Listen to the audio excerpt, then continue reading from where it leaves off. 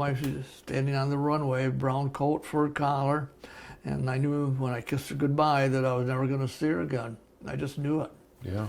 So it was awful. How did you deal with that? Because you had, it's not like you have a choice. You have to go. No. But you're terrified all at the same time. I said, like I said, I could still see her as I looked out on the window of the airplane, and away we went. Yeah. It was a long, long flight to Vietnam. We landed at Benoit Airport, and it was nighttime. They had us pull all the shades down on the windows as we was coming in for a landing, and they kept high altitude when we landed. It was like we took a nosedive to the runway to avoid enemy fire. Good old combat landing, I think is what they call it. It was definitely, it was a combat landing. Yeah. So, yeah.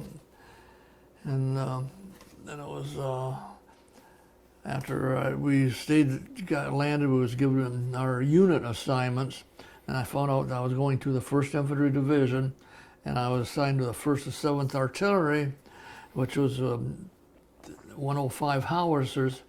And I said, for the first time, I felt a glimmer of hope that I might get home alive, as I wasn't going to an infantry unit, but was in support of them.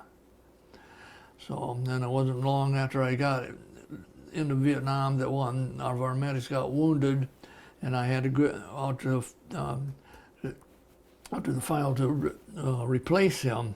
And he was a big, tall guy, and he took a lot of shrapnel in his back. I don't know if I would have survived had it been, my taking all that. Right. And that's when the first casualties I had to work on was the worst I had the whole year I was there. It was an artilleryman. He was on his 2nd tour in Vietnam. He was carving his initials into a 105 howitzer with a screwdriver and a hammer, and it exploded, injured him and 2 others. And when I got there, they were both, everybody was yelling for me to help them, and they were all blood from their waist up to their helmet, because we had flak vests, but nobody wore them. Right.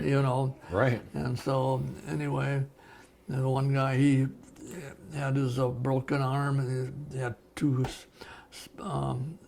spots broken arm. One eye was hanging out. It was bad.